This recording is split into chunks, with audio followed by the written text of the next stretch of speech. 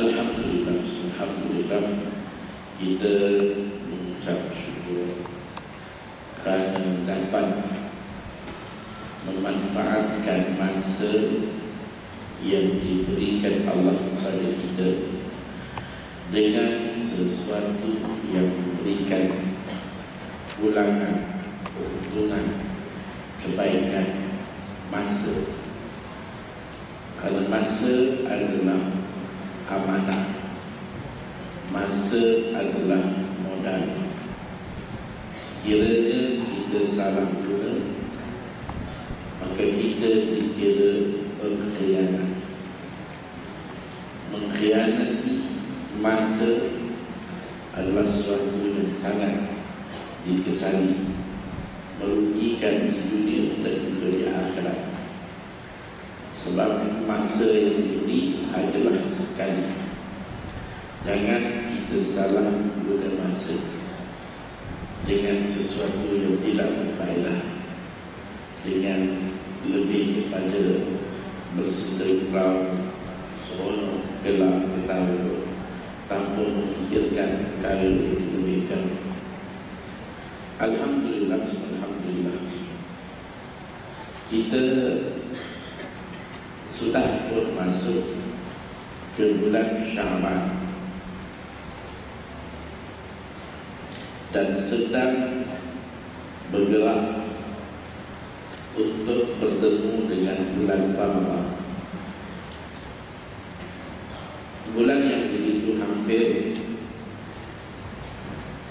begitu dekat dengan kita sekarang ini, yang hanya tinggal beberapa hari dengan tenggelam timbul masa pagi petang, maka sedar tak sedar Ramadan akan tiba. Jadi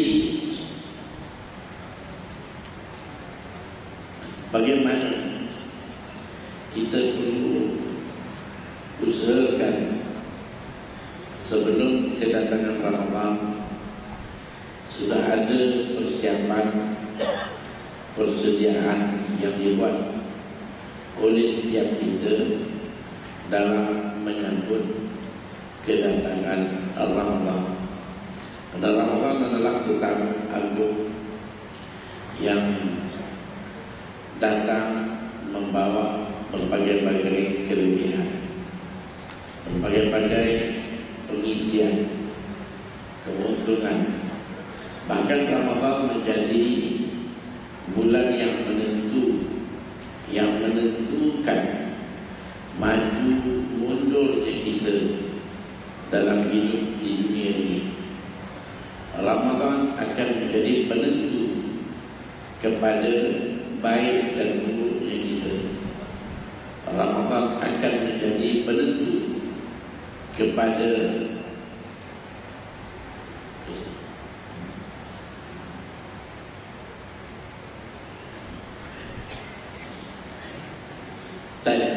kereta WXS 400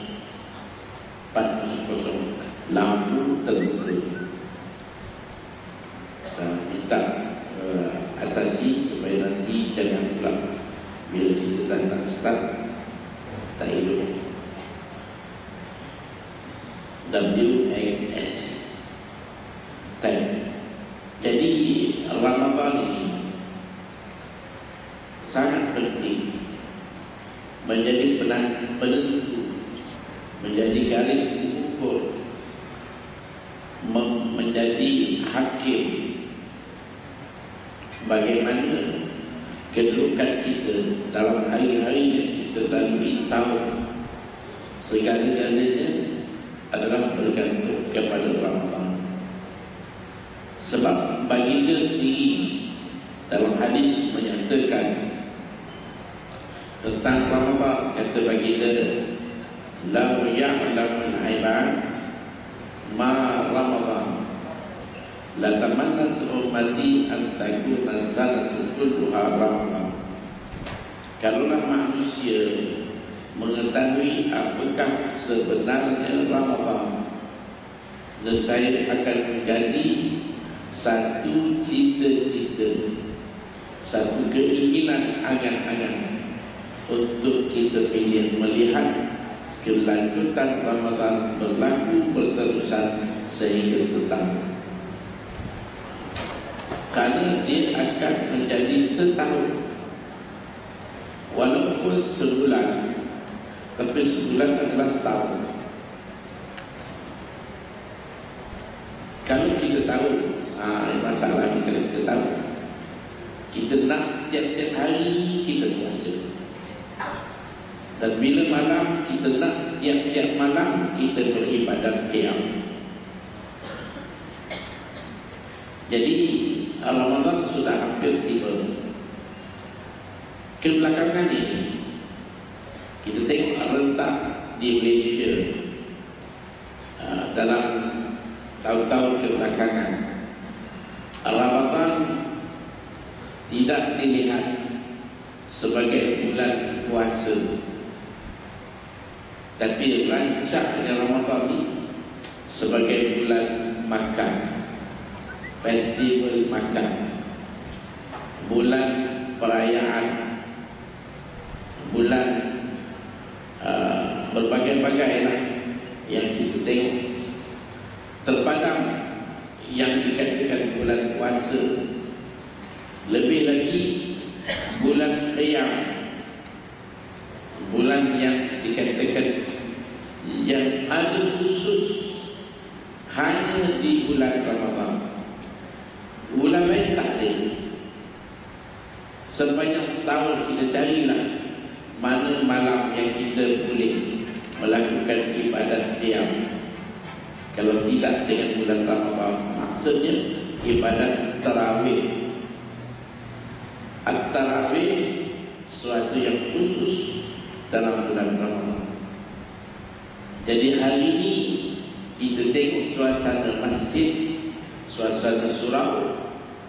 Mungkin kalau malam pertama suatu yang mengejutkan, masjid melimpah, surau pun penuh, sampai kan tak muat lagi kita terpaksa pasangkan kemah kat luar dan letakkan tikar untuk menampung jemaah.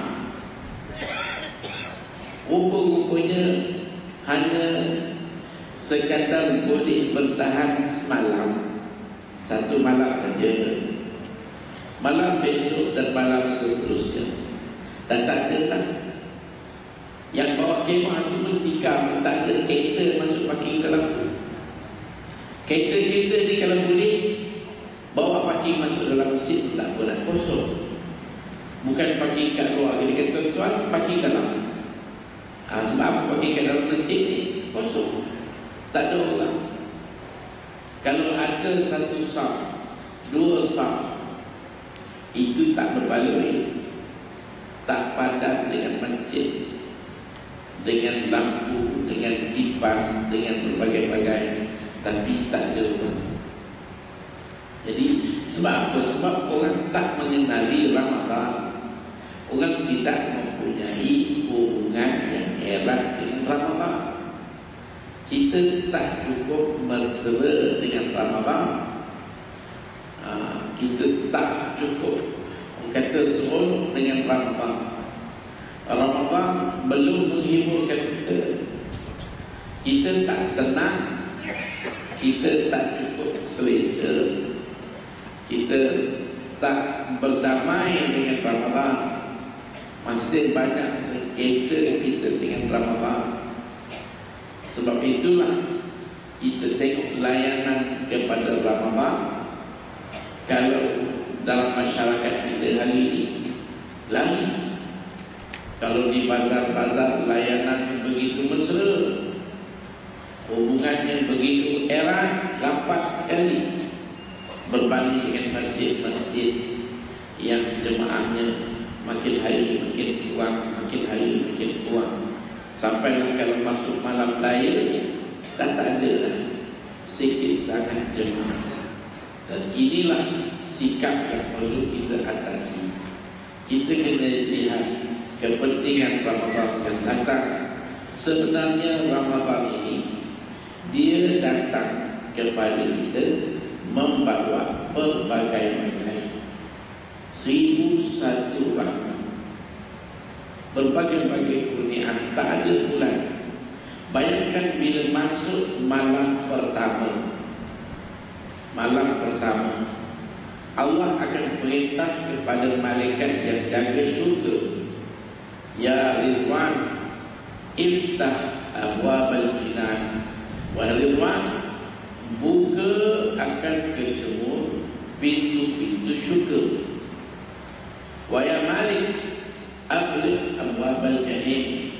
Wahai malaikat yang bernama Malik. Malik ini penjaga neraka. Yang mana kalau kita tengok kisah Isra dan Mi'raj, masa baginda pergi menziarahi neraka, dan bila baginda balik, baginda mengadu kepada Jibril, ada satu malaikat yang dia jumpa tak pun menunjukkan muka tu, tak senyum. Saya datang tengok dia tak senyum. Maka Jibril tahulah itu jari neraka. Kalau dia boleh senyum dekat kau seorang yang dia akan senyum, tapi dia tak akan senyum.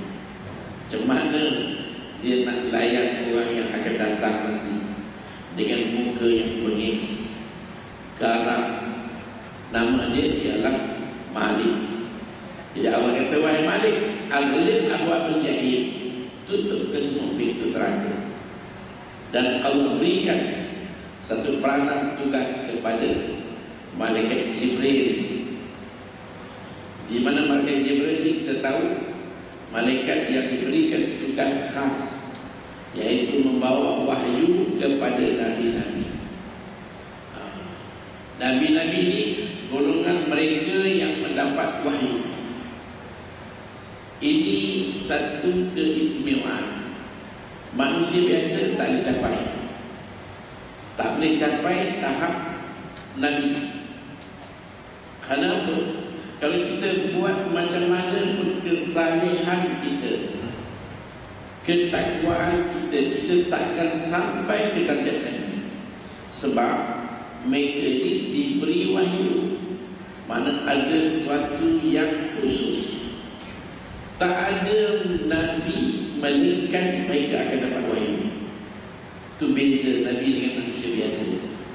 Walaupun wahyu yang disampaikan hanya sekitar diri dia sendiri, dia dapat wahyu untuk dia seorang, untuk dia beramal. Dia tak disuruh untuk dakwah orang ke, beritahu siapa ke, tak, dia seorang. Sekurang-kurang dia akan beritahu kalaulah ada apa-apa masalah. Dia akan kata, maaf, jangan usik saya, jangan ganggu saya lagi. Dia akan hidup sebagai manusia yang bertahan di perintah Allah. Itu Nabi. Jadi Jibril lah yang mempunyai tugas membawakan wahyu daripada Allah buat Nabi ini. Semua Nabi, cuma beza kalau Nabi itu di taraf tinggi lagi menjadi Rasul, maka dia kena ada pendekatan dakwah. Dia kena dakwah, kena ajak kaum dia, baru dia jadi Rasul. Kalau tidak, Nabi. Ini wahyu. Wahyu ini satu pemberian khas Allah. Kita jangan bergurau dalam bab wahyu. Jangan kita kadang-kadang bercakap dengan kawan untuk dengar cakap kita kata kau dengar ini Allah bagi aku wahyu. Kita kadang kita main macam tu. Ini wahyu Allah bagi aku tahu. Itu syirik, itu kufur.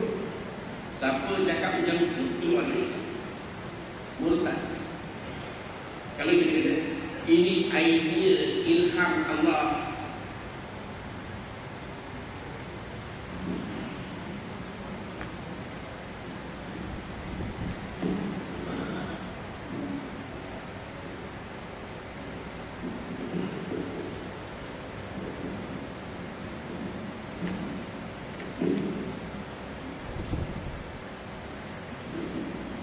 okey. Sebab itu kita tak boleh kata saya ni dapat wahyu. Kalau berkata itu muqtad. Dan sama juga, jangan kita berdoa. Yang kita berdoa, ya Allah, jadikanlah aku Nabi. Doa nak jadi Nabi. Ya Allah, jadikanlah aku Nabi. Naikkanlah aku darjat sampai menjadi Nabi. Doa tu muqtad. Jangan doa dulu. Jangan kita ni doa kadang-kadang silap doa. Minta syahid tak apa. Minta bagi ilmu, ya Allah, bagi saya jadi orang yang ada ilmu. Macam Imam Syafi'i, macam Imam Malik, itu tak boleh. Tapi minta saya jadi Nabi macam Nabi Muhammad, itu tak boleh. Ada satu orang yang hantar SMS kat saya, kata, Ustaz, betul ke kita ni kalau masuk syurga boleh minta apa saja? Saya pun jawab, ya boleh. Dan syurga ni apa minta-minta. Sekali dia hantar pula, dia kata, kalau nak minta jadi Tuhan boleh. Saya jawab, kataan ini masuk neraka tak keluar. Mana masih lagi kita percaya ada Tuhan lain. Itu syirik. Dia sampai bodoh manusia. Sampai ingat kalau boleh nak minta jadi Tuhan. Nak jadi macam Fir'aun. Fir'aun jadi minta jadi Tuhan, masuk neraka tak keluar. Tak. Jadi balik saya balik Jibril. Jibril ni ada satu penghormatan yang Allah beri kepada seorang yang dalam hadis dikatakan, siapa saja yang mati di dunia ini, dia mati dalam keadaan berwudu. Dia mati dalam keadaan berwudu, maka jenazah dia mendapat penghormatan kunjungan Jibril. Ini ada makna hadis. Ada matan kitab yang saya baca. Macam mana Jibril datang, Allah Alam Bisawab.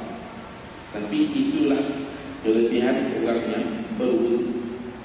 Jadi Jibril alaihissalam, malam pertama Allah gerahkan Jibril. Ya Jibril, ihbir ilal ard fasfat marat syaitin wa hullahum bil aghlal summa khudhifhum fil bihar.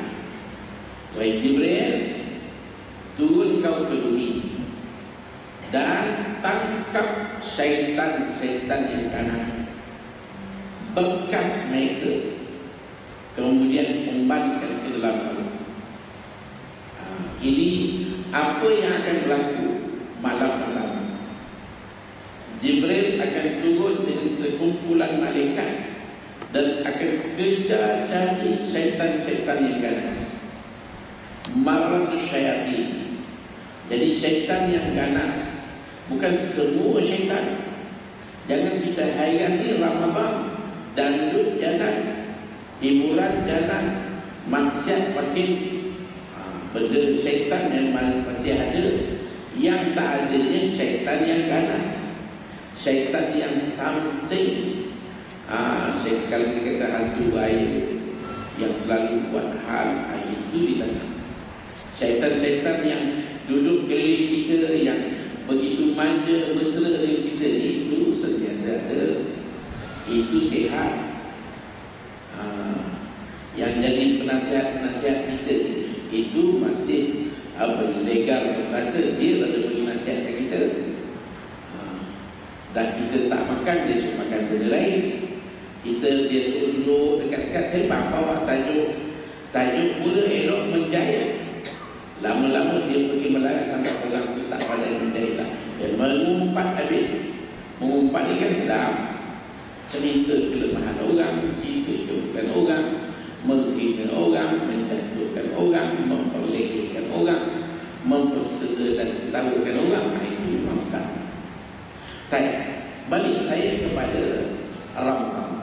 Ramadan bulan puasa. Diambil perkataan Ramadan. Ramadan ni maknanya ialah sesuatu yang panas. Dan Ramadan ni berlaku di cuaca panas. Dan panas, kalau panas Mekah ni ataupun Madinah ni terik, panas. Jadi Ramadan panas, dipanggil Ramadan. Dipanggil bulan puasa kerana kita difardukan untuk melakukan ibadat puasa. Innallaha farada 'alaikum syiyam. Sesungguhnya Allah memfardukan kepada kamu puasa. Puasa adalah satu rukun daripada rukun Islam, yang mana kalau kita tengok 4 syarat yang ada. Yang pertama Islam, yang kedua balik, yang ketiga berakal, yang keempat kesihatan. Sihat. Dia tak sama dengan solat. Solat 3 saja. Islam, balik, berakal. Tak semestinya sihat. Sakit pun kena solat. Tapi kalau bab puasa, dia menuntut kepada sihat. Sihat, puasa. Tak sihat, suatu yang dimaafkan. Jadi ibadat puasa satu daripada rukun Islam yang 5. Yang mana ibadat puasa satu ibadat yang tidak dapat dilihat oleh mata kasar, tak nampak. Kalau solat kita nampak piam, kita nampak rokok, nampak sujud. Tapi solat puasa kita tak nampak. Dan puasa Ramadan pula, puasa yang dapat menyelamatkan kita daripada gangguan riak. Kita tidak ada rasa nak menunjuk-nunjuk. Di puasa Ramadan, puasa sunat kadang-kadang datang rasa kita nak tunjuk kepada orang. Bila orang ajak kita pergi makan, oh maaf hari ini saya puasa. Padahal tak ada orang tanya kita kau puasa ke tidak, apa nak cerita. Tapi kadang-kadang datang nak beritahu saya ini puasa. Nampak letih, nampak letih, puasa kan. Jadi orang kena rajin dia puasa. Tapi puasa Ramadan tak ada satu perasaan. Kita nak tunjuk dekat siapa? Semua orang puasa. Cuma puasa ni satu ibadat yang hanya khusus antara kita dengan Allah. Allah tahu. Sampaikan malaikat tu tak boleh nak baca nilai puasa seseorang. Sebab itu dalam hadis kursi disebut kullu amali bani adam lahu illa shaum fa innahu li wa ana ajzi. Segala amalan anak Adam adalah aku punya, kata Allah. Mana dia buat, aku bagi dia pahala. Malaikat akan disuruh pantau nilai dan berikan harga jumlah pahala daripada apa yang dia buat. Illa shaum, malaikat puasa. Fa innahu li, itu aku punya, kata Allah. Kalau solat ibadat tersebut dia punya. Dan malaikat akan ditugaskan untuk menentukan jumlah pahala-pahala. Tapi puasa Allah sendiri yang akan memberikan pahala. Jadi berapa jumlah itu Allah Maha. Mahal ibadat puasa. Satu ibadat yang mana kita boleh tipu. Boleh kita tipu dengan puasa? Apa tak boleh? Boleh. Masuk dalam selimut dia sama pun tak nampak. Mungkin dalam tu kita das botol air kita minum. Masuk dalam bilik air, kita kat dapur, tak ada siapa pun nampak. Kita boleh tipu. Nak tipu macam mana anak tipu mak, pelajar tipu guru, boleh tipu. Tapi boleh kita tipu Allah? Tak boleh. Kita sanggup berlapar, sanggup dahaga hanya kerana perintah Allah. Dan inilah yang membuatkan nilai puasa itu tinggi. Baik itu dalam hadis kata la khalufu fa bis-sha'imi atyabu indallahi min rihlis. Bau mulut orang yang berpuasa lebih harum di sisi Allah daripada kasturi. Kalau kita tengok mulut berbau busuk, macam mana Allah boleh nilai bau yang busuk lebih harum daripada kasturi? Di mana kelebihan bau busuk itu? Sebenarnya bau itu datang daripada ketaatan kita. Kita tak makan, kita tak minum, walaupun boleh kita tipu. Kalau kita disuruh berpuasa di kalangan manusia dengan sampai siapa pun tak tahu, mungkin depan orang kita tunjuk muka selama kita puasa, tapi di belakang kita makan, kita minum kat dapur, kita buat sesuatu, siapa tahu. Tapi kita tak tipu Allah. Kerana tipu manusia ni sampai mana pun boleh, tapi tipu Allah tak boleh. Sebab itu kita tak makan, tak minum kerana Allah. Hasilnya dengan tak makan, tak minum, tadi berbau mulut, maka Allah suka ketaatan kita ini. Taatnya kita tak makan, tak minum, biar lapar, biar dahaga sampai petang, maka lebih Allah suka daripada kasuri yang sebentar. Sebab ini puasa ni, biar kita rasa lapar. Jangan nanti kita bila sahur, kita suruh anak kita makan banyak-banyak, nanti besok lapar. Kita pun makan suruh-suruh, takut nanti lapar. Padahal bila kita dalam berpuasa dapat rasa lapar, itulah puasa. Kalau kita tak terasa, macam setengah orang, abang nak hilangkan lapar ni, menuntut, duduk depan TV tengok, lepas satu-satu sampai azan, tak ada azan. Ataupun dia tidur, ada Islam, lepas tidur, azan jaga, adakah siapa? Tak ada azan. Maka itu kita kata makruh. Kalau sampai tak rasa lapar, maka hukumnya makruh.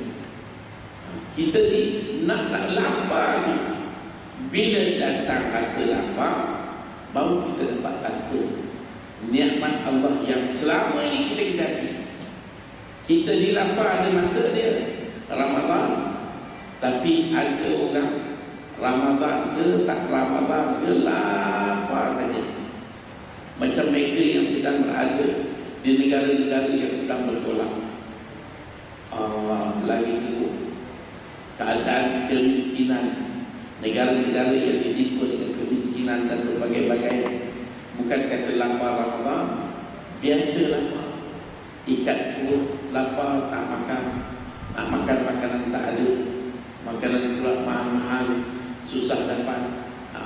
Kalau tuan-tuan perempuan tengok dalam satu YouTube gambar anak-anak di mana Afrika, tak tahu, tak sempat nak letak satu talam nasi, bergebut-gebut, bertolak-tolak, semua bergebut nak makan.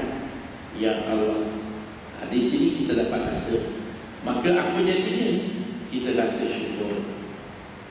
Sebab itu Ramadan ini, dia adalah bulan puasa, dan juga bulan Ramadan adalah bulan syukur. Kita rasa syukur. Hari ini nikmat-nikmat yang kita dapat, kita tak terasa. Sebab itu dalam malam Isra wal Mi'raj, baginda dibawa pergi ke syurga. Bila baginda intip tengok dalam syurga, baginda nampak orang-orang miskin banyak dalam syurga. Dia berbanding dengan orang kaya. Orang kaya tersangkut dekat mahsyar, mereka banyak sangat hisap, perhitungan yang terpaksa mereka lalui lama. Sedangkan orang miskin dah sampai syurga dan duduk dalam syurga. Bagi tengok orang miskin dalam syurga, apakah sebenarnya yang membuatkan orang miskin masuk syurga? Bukan kerana kemiskinan. Jangan orang miskin rasa dia miskin, dia sudah layak syurga. Sebab dia miskin, dan dalam syurga banyak orang miskin. Bukan kerana kemiskinan, tetapi kerana kesyukuran. Orang miskin dia lebih syukur nak dibandingkan dengan orang kaya. Orang kaya dia tak tahu harga syukur. Katakanlah satu orang miskin, satu hari dia bekerja siang malam pagi petang dapat 10 ringgit. Setelah puas kerja dapat 10 ringgit, majikan dia bagi dia 10 ringgit. Tiba-tiba satu hari majikan bagi 50. Apa rasa? Allah. Padahal 50 tak ada apa pun. Kalau nak kira dengan orang kaya tadi, itu lagi dia. Tapi bila orang miskin dapat 50, dapat tak 100, dia punya syukur dia. Dia tahu harganya, dia syukur. Orang kaya, dia tak ada syukur. Dia tak nak cukup. Satu. Yang kedua, orang miskin ni, dia sabar. Dia dah lama sabar. Kadang-kadang anak minta anak minta, isteri tak sabar. Nanti cukup bulan bapak ini, sabar nak, sabar. Biasa bagi dia. Tapi orang kaya tak ada sabar. Jadi sebenarnya melayakkan seorang itu ke dalam syurga ialah sifat syukur dan sabar. Ini Ramadan. Ramadan ini mengajar kita syukur dan sabar. Syukur nikmat yang kita dapat. Kita rasa subhanallah, selama ini kita tak tahu nak menghargai nikmat. Bila masuk Ramadan, dah lapar macam ni, pukul 3 baru nak tunggu sampai maghrib, lambat ni. Tapi kita syukur kerana Allah bagi kita ibadat puasa, sabar tunggu. Kerana sabar ni kadang-kadang kita boleh sabar 5-6 jam, 7-8 jam, tapi tak boleh sabar 5-10 minit. Dalam waktu nak buka itu kadang-kadang hilang sabar. Masa itulah sakit, masa itulah suami isteri kadang-kadang bergaduh. Boleh bertengkar, boleh bercakaran. Ada yang pinggan pecah, tergaduh. Ada yang macam-macam, kena pula kerana anak-anak. Anak-anak ni masa kita nak buka, dia pun nak sibuk, dia pun nak buka sama.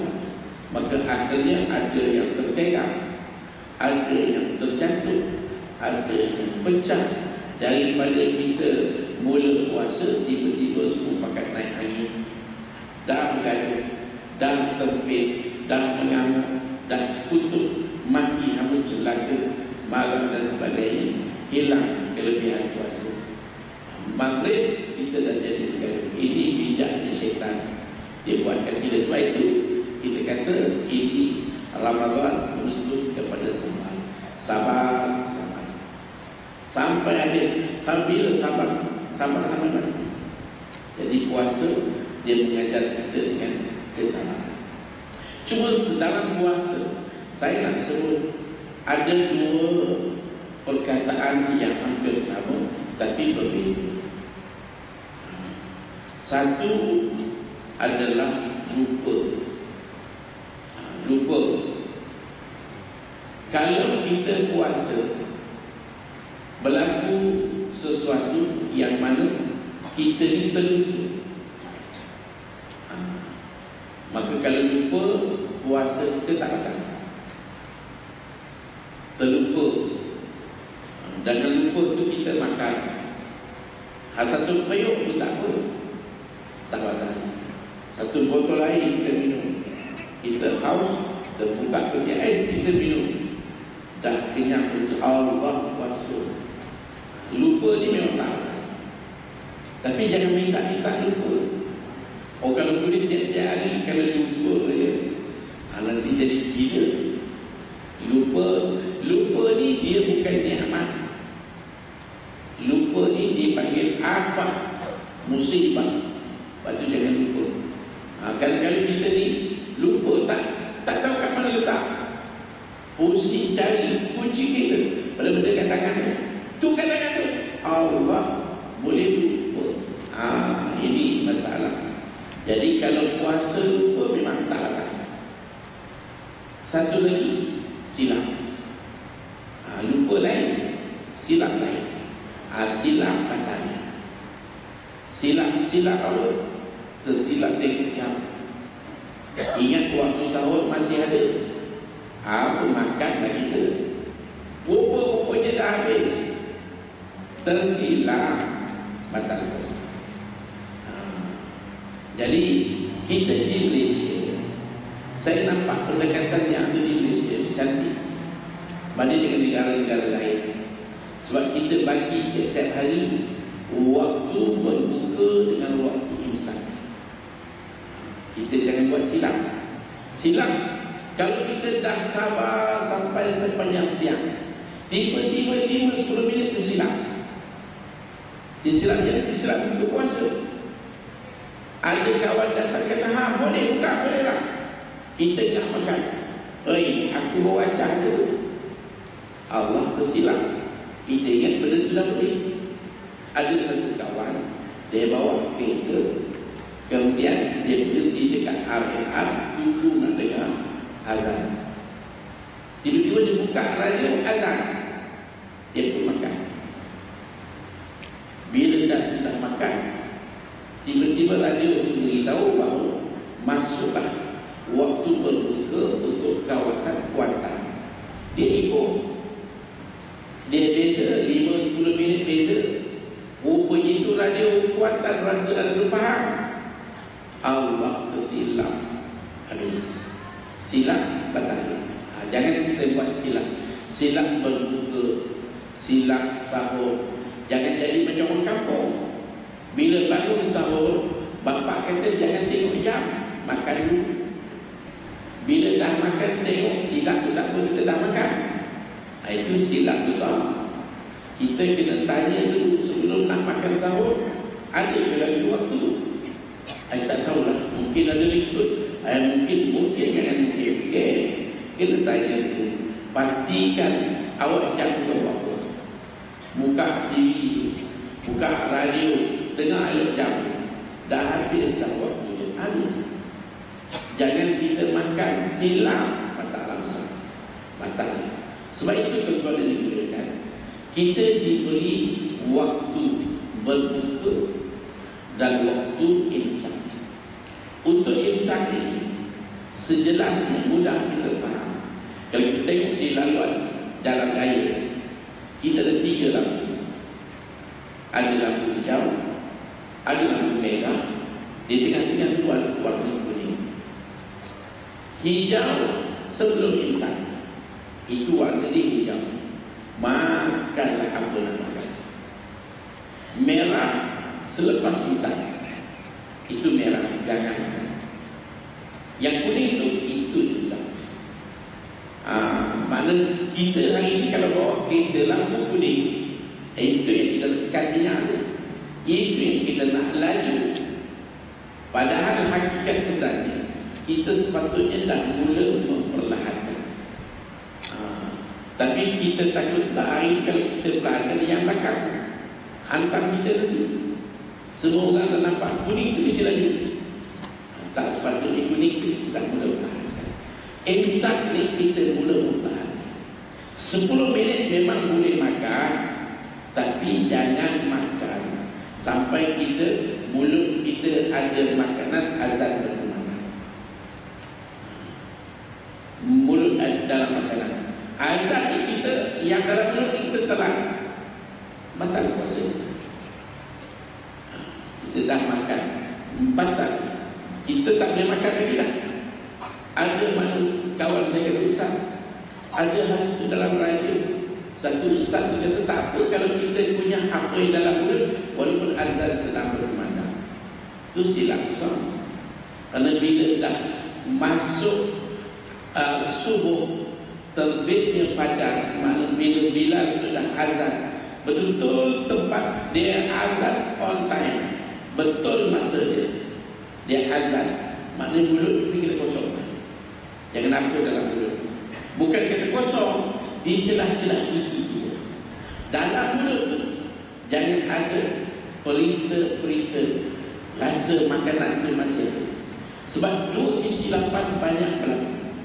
Satu, kesilapan waktu sahur. Kita makan sampai habis, makanan ada azan, kita tak cukup.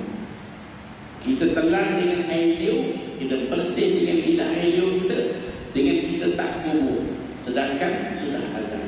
Dalam mulut kita letak ada perisa, rasa makan ni masih ada, itu batal puasa. Baru nak mula dah batal, tak rugi kita. Yang kedua, waktu berbuka. Kita makan, iqamah.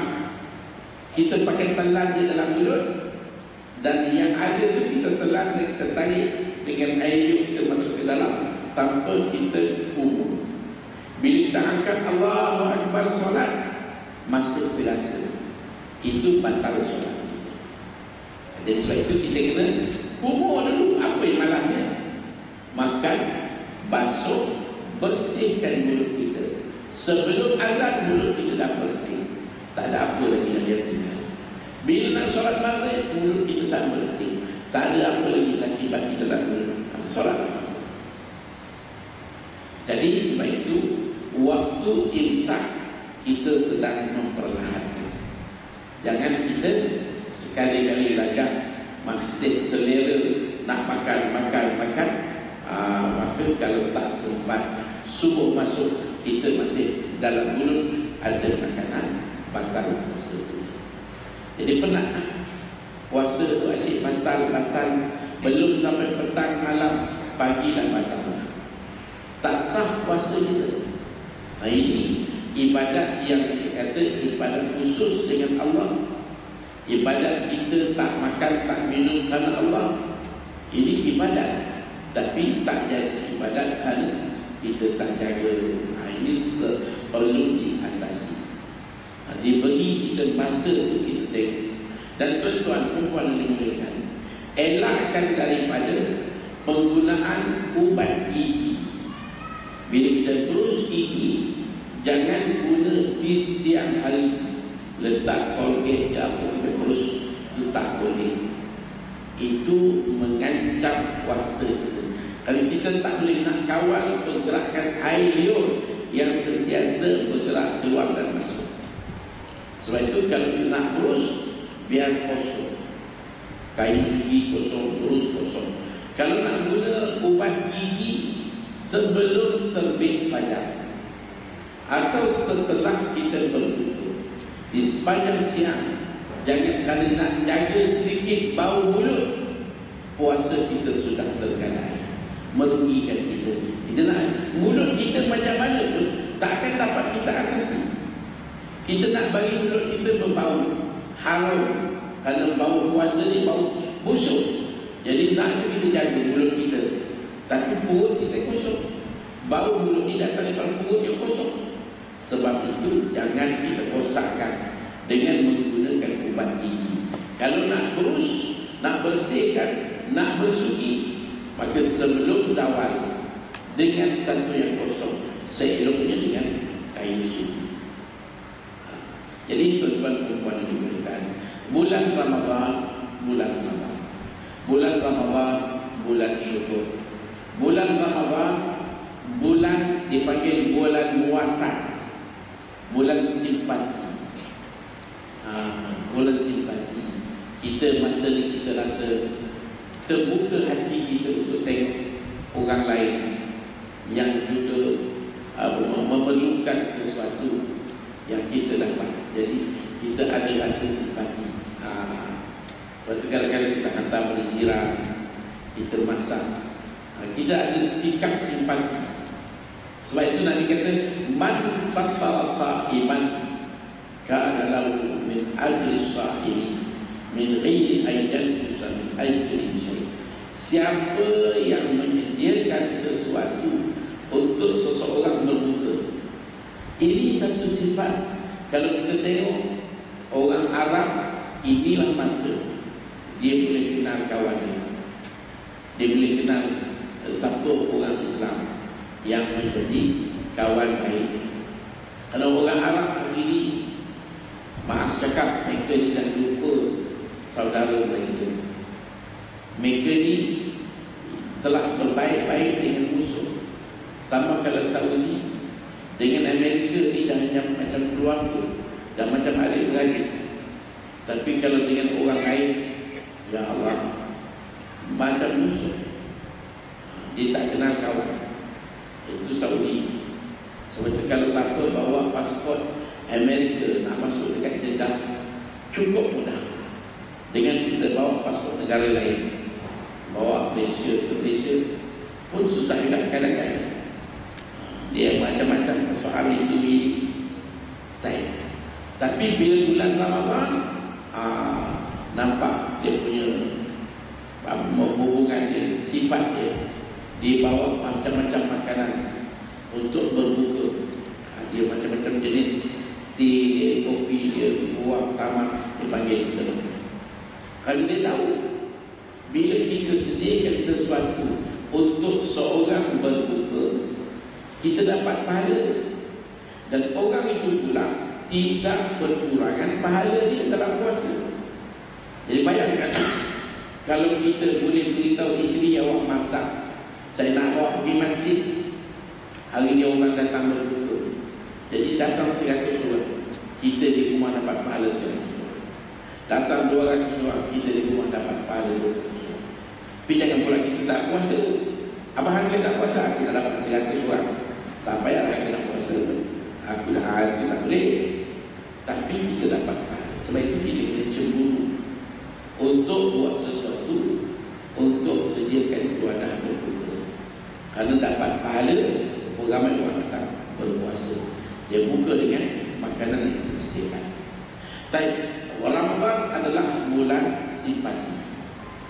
Ramadan juga adalah bulan kemenangan. Berlakunya peperangan Badar di bulan Ramadan. Satu peperangan yang memberikan tamparan hebat kepada musuh.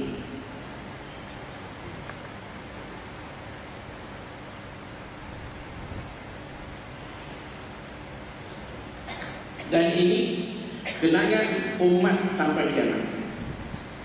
Bagaimana kekuatan 313 atau 314 mengalahkan yang hampir 1000. Ini suatu kejutan. Dan ini sebenarnya kekuatan umat Islam. Bila berlaku peperangan Badar, bulan Ramadan. Dan Ramadan juga adalah bulan Al-Quran. Ramadan juga adalah bulan Taubat. Ramadan juga adalah bulan keampunan. Ramadan adalah bulan barakah. Ramadan juga adalah bulan sedekah. Ramadan ini berbagai-bagai. Kalau kita sebut tentang Ramadan ini, bulan yang sangat besar. Sebab itu kita kata di awal tadi, bulan yang menjadi penghitung, yang akan menjadi penghakiman, yang akan menjadi bulan yang akan membuatkan kita ni, menjadikan kita maju atau mundur. Ramadan. Sebab itu bulan Ramadan ini besar. Kita memperkatakan Ramadan lebih awal supaya lebih persiapan dan persediaan kita sebelum menyambut Ramadan. Kita dah, kalau kita tengok orang sebelum kita, 6 bulan sebelum Ramadan dah memperkatakan Ramadan. 6 bulan lagi Ramadan, dah dengar ada suasana cerita Ramadan, dah nampak keceriaan, dan nampak air muka manis seronok. Apa ni yang gembira? Ramadan sudah gembira. Tapi bila Ramadan berlalu, habis saja Ramadan, suasana menjadi muram, suasana menjadi sedih, semua nampak biru. Apa hal yang sedih sangat ni? Ramadan dah pergi, Ramadan telah meninggalkan kita. 6 bulan itulah pusingan. 6 bulan sedih, 6 bulan gembira. Jadi kita ni tak ada rasa apa-apa. Sekurang-kurangnya dengan apa yang kita boleh buat hari ini, memberikan kita satu perasaan dengan Ramadan, memperkenalkan kita yang mana Ramadan ini adalah tetamu agung kita, tetamu terhormat kita, yang datang mengunjungi kita, datang ke rumah-rumah setiap kita, datang ke kehidupan setiap kita. Macam mana kita nak layan? Apa dia nak kita bagi? Dia minta apa? Ramadan kata, aku minta kau jangan makan, jangan minum siang. Okey tuan, saya tak akan makan minum. Lagi bila datang malam, aku minta malam kau jaga ibadat. Maka kita buat malam. Kita nak buat apa? Pertama sekali, kita pastikan kalau kita berbuka macam mana pun, jangan sampai, terutama laki-laki, solat maghrib di rumah bersendirian itu rugi. Kita kena beritahu dekat suami, abang kena pergi masjid. Berlumba untuk dapat solat berjemaah di masjid. Kalau rumah dekat sebelah masjid tak apa. Tapi kalau jauh sikit kita pergi, nanti orang dah habis. Elok kita buka di masjid. Kalau kita nak kejarkan untuk dapat solat berjemaah. Kerana solat berjemaah dikira 70 kali jemaah. Kalau bulan biasa kita kena ulang 70 kali, baru sama dengan sekali yang ada dalam bulan Ramadan. Kemudian kita kena pastikan setiap malam antara maghrib dengan isyak mandi. Kena mandi. Sunat baginda mandi setiap malam. Jadi kita dah buka, kita dah solat maghrib, terlihat sekejap kita mandi. Dapatkan kesegaran, keselesaan, dan bau-bau busuk apa ni semua habis. Jangan biarkan daripada pagi sampai malam, ya Allah, satunya bau, tak tukar-tukar baju macam tu pakai sampai lewat malam dengan melekit, dengan hampa, dengan busuk. Ini salah. Kerana malam ni dia suasana malaikat. Malaikat dia suka yang harum, dia suka yang bersih, semerbak. Jadi sepatutnya kita mandi. Jadi suami-suami mandi, isteri kan baju yang bersih. Suruh suami orang mandi, datang masjid segar. Bila kita datang segar, kita datang untuk isyak. Buat isyak berjemaah, buat awliyah dia, buat ba'diyah dia, buat isyak. Lepas itu kita buat ibadat tarawih.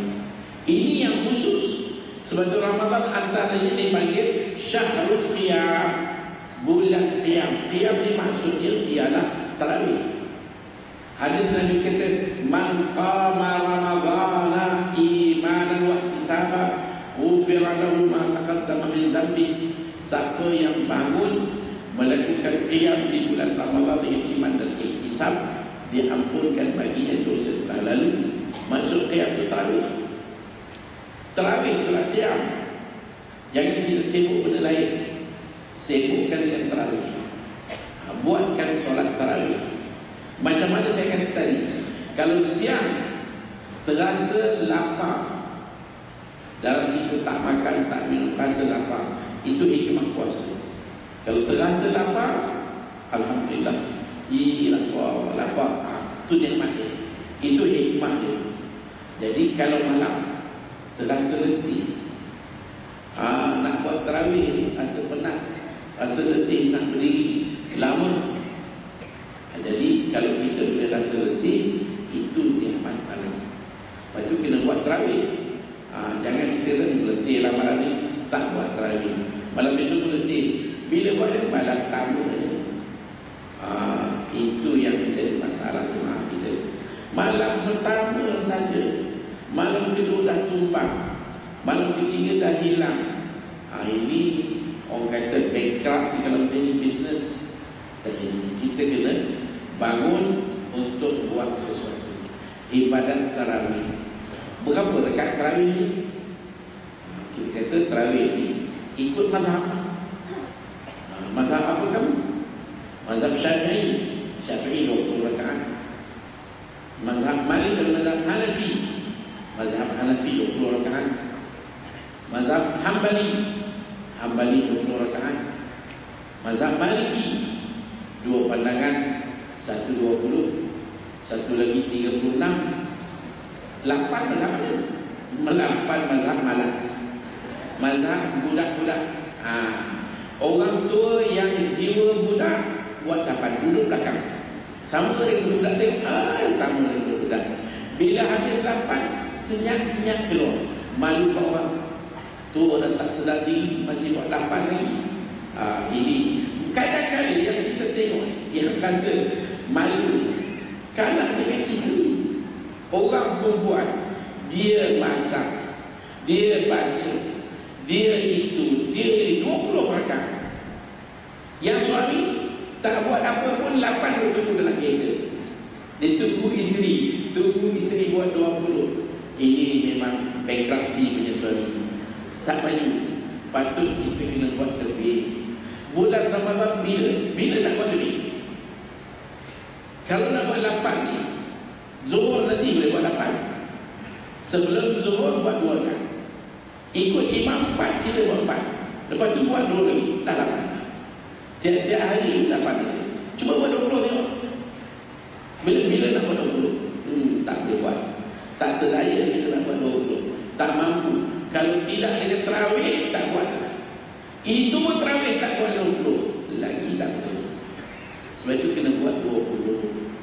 Angka 20 ni angka ijma' disepakati sahabat. Semua sahabat buat 20. Bukan ada 8. Kalau tanya mana bukti ni? Bukti ni apa yang ada kat Mekah, apa yang ada kat Madinah. Di Masjid Nabawi 20, di Masjid Haram Mekah 20. Cukup. Puncak untuk kita buat 20. 20 ni taklah banding dengan tiap lama lagi tiap kita. Nak banding dengan 20 tak ada. 20 sedikit sangat.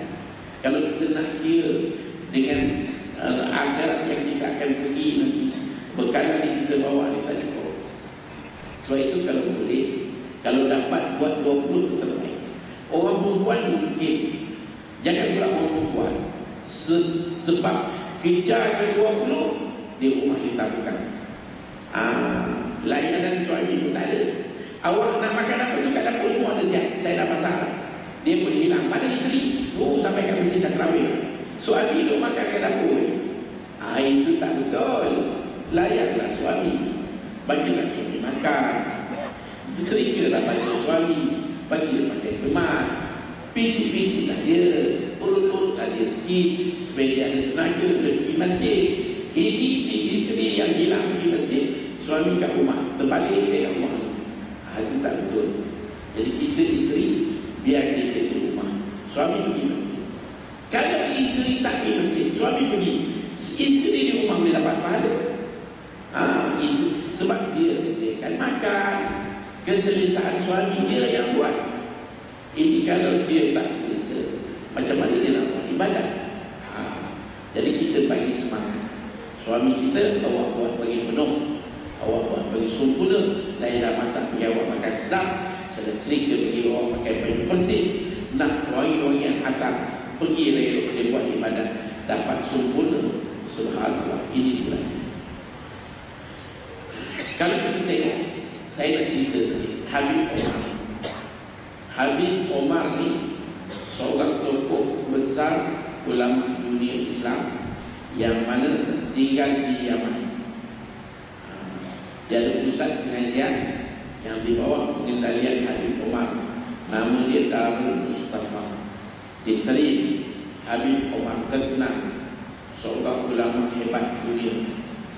Subhanallah, kalau dia pergi Indonesia, Masjid Istiqlal itu tak buat, penuh juta manusia sampai saya dengar kalau dia pergi, orang awam ni tak dibenarkan bersalaman. Dia orang akan sekat. Kerana orang Indonesia ni kalau diberi ruang salam, dia bukan salam cium tangan juga, dia gigit ni. Tahan jangan Habib Omar tu kena gigit. Baginya ingat dia gigit. Ingat bukan apa, dia rasa sayang sangat, dia kasih sangat, dia gigit tangan Habib Omar. Lepas tu dia tak bagi dia tahan. Habis nanti digigit. Itu orang Indonesia terlampau kasih kepada Habib Omar. Habib Omar ni, dia bila tarawih, dia jadi imam. Dia baca 1 juzuk setengah, 20 rakaat tiap-tiap malam. Sampai malam 15 khatam Quran. Malam 15 sebab 1,5 malam 15 khatam. Malam 16 dia sambung balik 1 juzuk setengah lagi. Malam 30 khatam. Dia bawa 20 rakaat. Di Hadramaut, masjid di sana, dia buat isyak dan tarawih waktu berperingkat. Ada masjid pukul 9, ada masjid pukul 11, ada masjid pukul 1, ada masjid pukul 2. Jadi Habib Omar habis selesai tarawih tempat dia akan pergi menumpang masjid sebelah. Imam buat 20, dia buat 20. Habis tu dia pergi pula tumpang masjid satu lagi. Habis tu dia pergi tumpang satu masjid. 5 masjid satu malam. Kalau satu malam satu masjid 20, kalau 5 masjid berapa? 100 rakaat setiap malam. Sepanjang Ramadan 100 rakaat. Saya cerita ni, bila mana ada satu kawan dekat Sungai Persada, dia kata dia ikut program daurah Habib Omar. Satu tahun tu dia pergi, dia kata memang bila tengok orang ikut Habib Omar, dia berikut. Rupanya Habib Omar pergi masjid sana, dah selesai 20 sini pergi sana. Dia buat 20, kami pun ikut 20. Dia pergi berapa masjid lain, kami ikut. Rupanya 5 masjid 100 rakaat. Dia kata tak pernah seumur hidup dia boleh dapatkan 100. Itulah dia ikut. Ikut orang-orang mulia ni. Rahmat Allah ni membuatkan kita pun bertenaga. Dia kata saya pun tak tahu, lutut saya pun tak goyang. Boleh buat 20 35 masjid. Itu ibadat terakhir. Saya pernah tengok satu ulama di India, lepas terawih, ulama India ni dia akan ambil satu sejadah, satu botol air, dia naik, dia ada tangga naik ke atas bumbung masjid tu, ada satu tempat. Dia naik di atas, dia bentak sejadah, dia akan solat. Lepas terawih dia solat 2 rakaat sampai sahur. Tiap-tiap malam ibadat itu.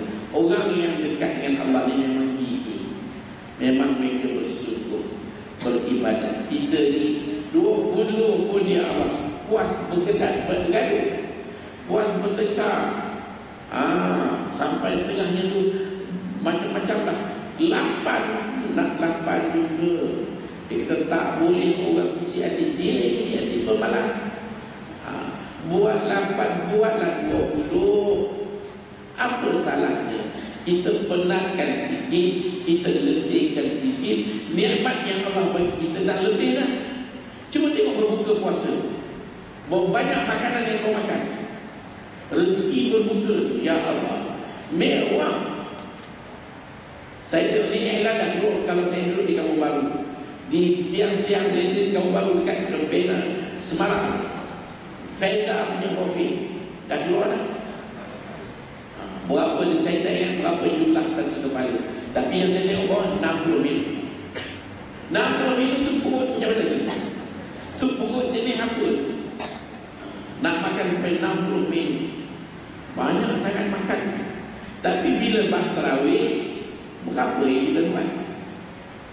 Tak cukup, tak padam, tak terbayar, belum bayar, belum berbaloi. Sebab itulah tuan-tuan perempuan dan ibu-ibu, kita nak kali ini fokus kita kepada Ramadan. Kita nak isi Ramadan dengan pengisian yang cukup membawa erti. Maknanya kita nak jaga, kalau lelaki-lelaki pastikan 5 solat berjemaah menjadi agenda. Sepanjang Ramadan jangan tinggal solat berjemaah. Dan kena ada ruang-ruang masa yang kita isi dengan pembacaan Al-Quran. Mesti kena ada masa nak baca Quran. Kalau boleh Quran sekhatam mana boleh, bacalah Al-Quran dalam bulan Ramadan. Dan kita kena buat banyak lagi. Kerana bulan Ramadan ni bulan yang macam mana saya kata tadi, dia akan menjadi penentu baik buruk kita dalam setahun. Bagaimana layanan kita pada Ramadan, bagaimana perhatian kita pada Ramadan. Kita jaga betul Ramadan kita. Selama mana kita masih bertenaga, kita masih sihat. Tapi kalau kita dah sampai tahap dah terbalik, dah tak ada daya, dah tak ada upaya, maka masa itu mungkin kita tak boleh buat apa dah. Orang yang dah tak ada tenaga, maka mungkin ketika itu dia hanya membayar fidyah. Sebab itu orang yang tak mampu puasa, orang yang tak mampu puasa ni siapa dulu? Satu, orang tua yang sudah lanjut usia, tak mampu puasa, maka apa nak buat? Bayar fidyah. Satu hari satu cupak, satu hari satu cupak. Ataupun orang yang tak mampu puasa bukan sebab faktor usia, tetapi penyakit. Dia diingat dengan penyakit yang tidak ada harapan sembuh. Memang tak boleh sembuh. Penyakit macam kita kata gastrik, penyakit kencing manis, penyakit yang mana kalau dia puasa juga akan mengundang bahaya. Memang tak boleh puasa. Dia kena 3-4 jam perlu ada isi, perlu makan. Kalau tak makan nanti tidur. Tak boleh. Maka di situ kita kata bayar saja. 1 hari 1 cupak, 1 hari 1 cupak. Selagi mana kita tak boleh nak melakukan ibadat puasa. Kalau lain daripada itu, kalau boleh puasa, puasalah. Kalau kita dalam perjalanan, walaupun kita bila dalam perjalanan kita boleh berbuka, tapi syaratnya kita mestilah keluar daripada tempat kita sebelum terbit fajar. Contohnya, kita ada